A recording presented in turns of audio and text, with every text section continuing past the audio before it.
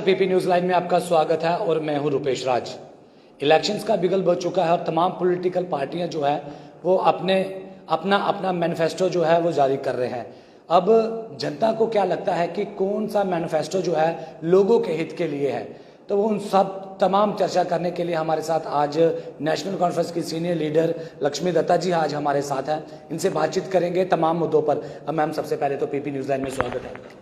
आपका भी स्वागत है। मैम सबसे पहले तो यही सवाल रहेगा कि आखिरकार नेशनल कॉन्फ्रेंस ने अपना मैनिफेस्टो जारी किया है, उसमें सबसे पहले जो उन्होंने अपना जारी किया है कि धारा 370 को वापस लिया जाएगा। आखिरकार किस तरह से नेशनल कॉन्फ्रेंस जो है लोगों को आश्वासन दे रही है कि धारा 370 को वापस लिया जाएगा?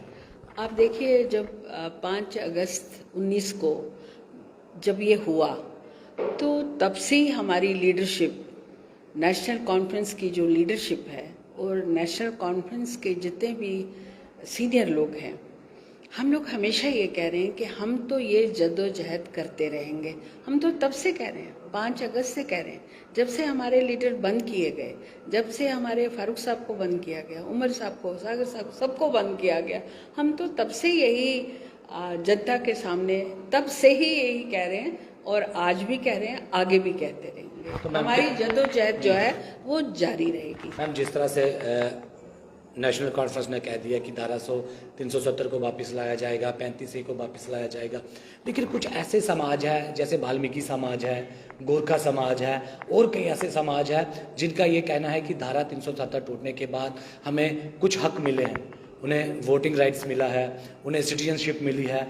तो क्या अगर हमें ऐसी जिद करनी पड़ी, हमें एजिटेशन करनी पड़ी कि नेशनल कॉन्फ्रेंस ने इस चीज़ को वापस कर दिया, तो इन लोगों के हक का क्या होगा? क्या वापस हो जाएंगे या वैसा ही रहेगा?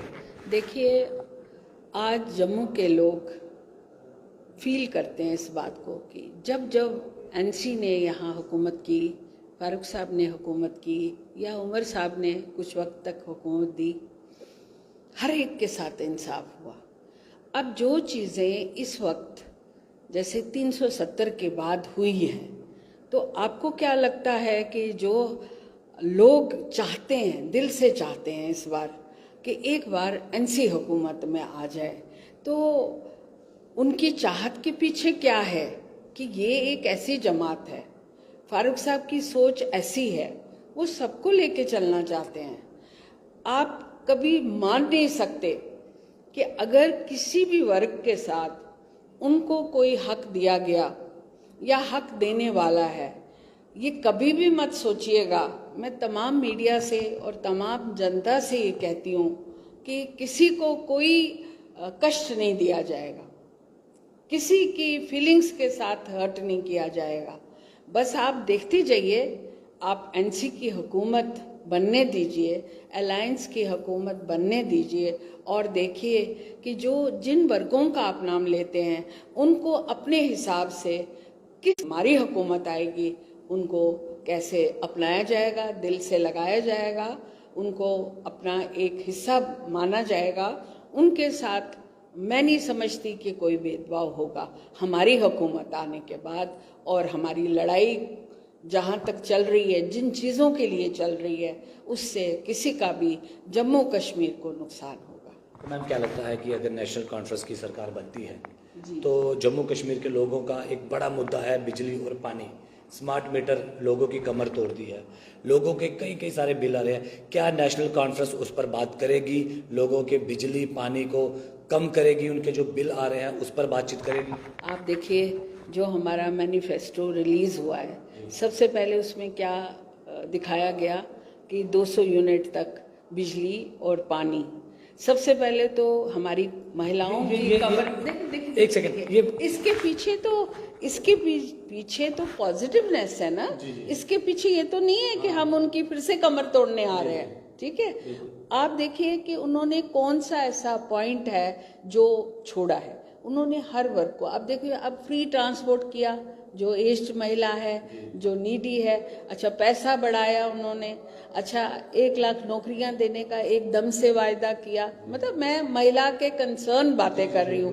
ड्रग की मुहिम चलाएंगे, ड्रग से मुक्ति दिलाएंगे जम्मू कश्मीर को। जो माएँ हैं, जो बहनें हैं, जो बीवियाँ हैं, उनके शौहर इस एडिक्शन में लिप्त हैं। तो आप देखिए कि मैं अभी मैनिफेस्टो की बात कर रही हूँ जिससे कि औरत कंसर्न है, महिला कंसर्न है, तो क्या नहीं सोचा गया उस मैनिफेस्टो में। मैम कई बार देखा गया कि मैनिफेस्टो में होता कुछ है, लेकिन जब सत्ता में लोग आ जाते हैं वो मैनिफेस्टो कहीं ना कहीं गायब हो जाता है, वो फाइलों में ही दफन रहता है।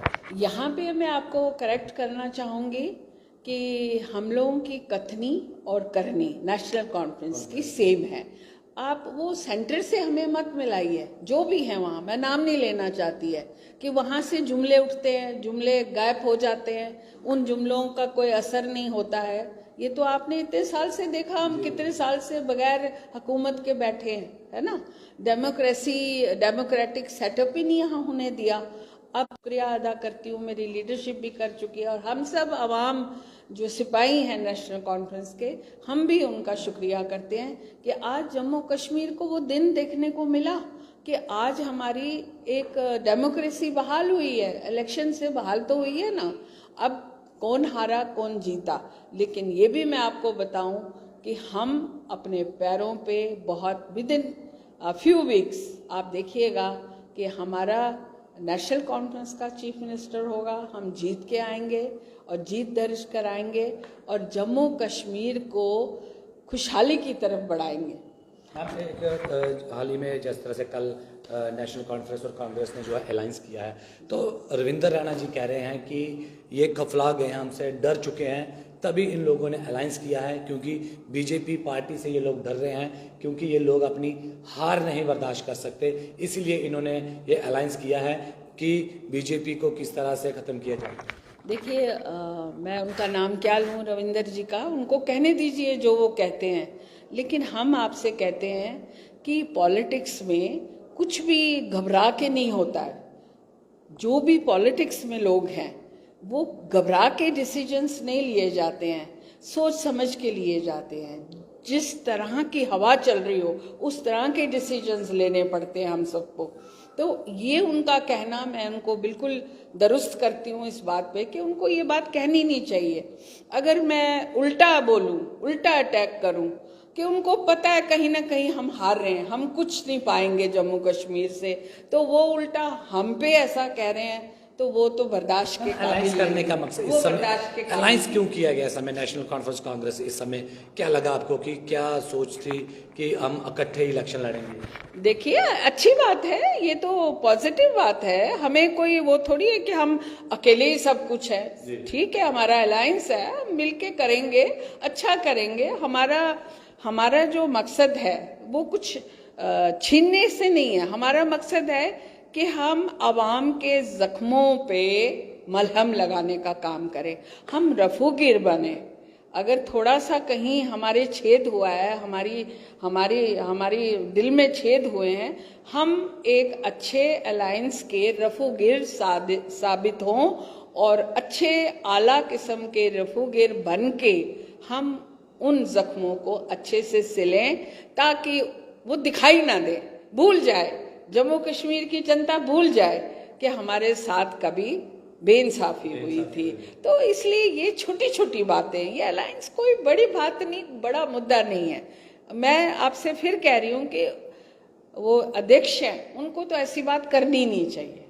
अगर हम एक सिपाही होके ऐसी छोटे लेवल की पॉलिटिक्स नहीं करते हैं तो इतने बड़े बड़े ओहदों पे इतना बड़ा बड़ा कुछ लेके वो ऐसी ओछी पॉलिटिक्स करें, तो मैं कम से कम इसको अप्रूवल नहीं देती हूँ और मैं कड़े शब्दों में निंदा करती हूँ कि ये एक अच्छा हेल्दी माहौल है। ये दिखाता है कि हम कहीं ना कहीं तृप्त हैं, हम सेटिस्फाइड हैं कि कोई भी हमारे साथ आए या हम किसी के साथ जाए, हुकूमत हमारी होगी।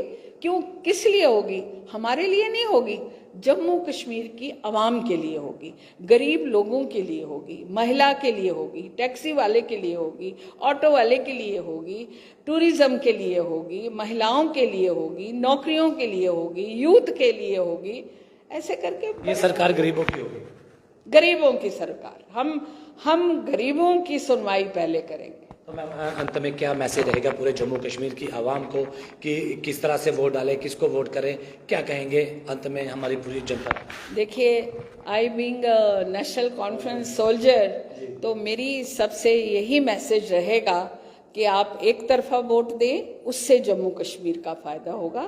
आप नेशनल कॉन्फ्रेंस को पूरे विश्वास से हमारे अलायंस को वोट डालें, हमारे कैंडिडेट्स को जिताएं, ताकि आपकी प्रगति हो, आप आगे बढ़ें और जम्मू कश्मीर खुशहाली की ओर बढ़े। धन्यवाद मैम हमारे साथ बातचीत करने के लिए। ये हमारे साथ नेशनल कॉन्फ्रेंस के सीनियर लीडर लक्ष्मी दत्ता जी थे, जिन्होंने अपने लंबे समय से इस पार्टी में अपना सहयोग दिया है, काम किया और कई बड़े बड़े काम इन्होंने किए हैं जनता के लिए। और ये एक सही बात भी इन्होंने कही है कि ये जो पार्टी होगी ये गरीब की, क्योंकि डॉक्टर फारूक अब्दुल्ला ने हमेशा गरीब आवाम के बारे में सोचा है और गरीब लोगों को कभी भी प्रेशराइज नहीं किया और हमेशा उनकी बेहतरी के लिए काम किया। लक्ष्मी दत्ता जी ने ये तमाम बातें जो हैं वो कही हैं। लेकिन अब आने वाले दिनों में क्या होता है, हम तो उम्मीद करते हैं कि जिसकी भी सरकार बने वो लोगों के हित की सरकार बने और लोगों के लिए बने, ताकि गरीब आदमी को यूं ही भटकना ना पड़े और अपनी आवाज़ के लिए जगह जगह पर धरना प्रदर्शन ना करना पड़े। अब किसी और बड़े लीडर से बातचीत जरूर करेंगे इस मुद्दे पर, लेकिन उससे पहले देखते रहिएगा पीपी न्यूज़ लाइन जम्मू से।